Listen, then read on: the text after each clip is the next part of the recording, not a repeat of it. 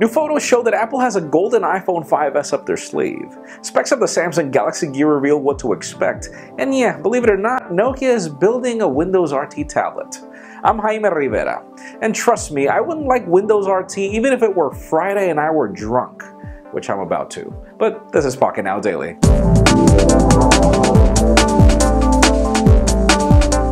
Let's start today off with the official news. Those of you interested in the Moto X, well, it will be available first on AT&T on August 23rd, but if you're interested in customizing your phone, the Moto Maker service will be available on the 19th for you to customize your phone and then get it 4 days later on the 23rd. And for those of you interested in the HTC One on Verizon, which is finally available, you can pick it up on August 22nd as well.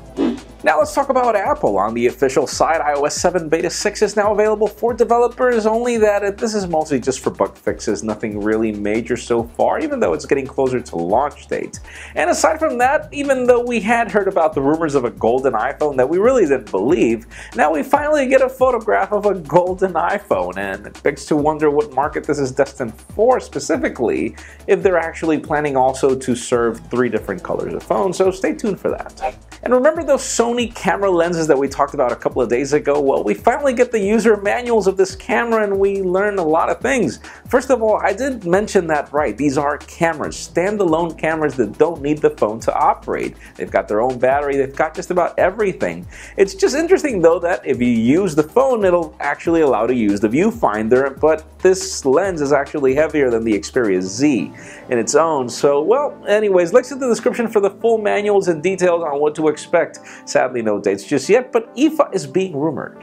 And even though we had dismissed the rumors of Nokia building a Windows tablet, well, we finally get the first leaked photograph of it, and even aside from the pink color that you see there, we do get some specifications that include an ARM-based processor, which is not necessarily good news because this would necessarily have to be a Windows RT tablet. And judging by the fact that Windows RT is so hated everywhere, that's not going to sound good for Nokia. And finally, for the hot news of the day, we get some leaked specifications of the Samsung Galaxy Gear smartwatch, and they are actually good. I'm not going to bore you with the specifics on processor or anything. The hot news here is that this is not going to be a parasite of your phone. This is going to be a phone. Yeah, the smartwatch is actually going to allow you to make phone calls, just like Dick Tracy pretty much, which is kind of interesting. I mean, I can't imagine the option of having a smartwatch and leaving my smartphone at home, but anyways, that leads me to the question of the day.